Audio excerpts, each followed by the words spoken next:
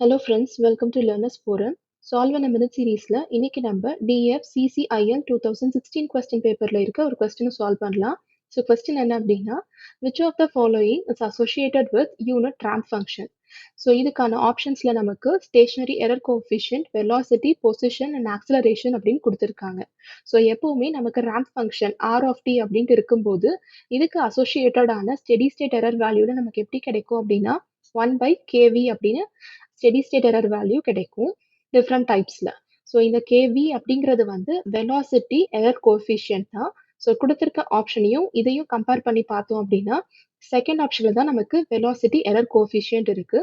So இதுதான் நம்மளுடைய correct answer.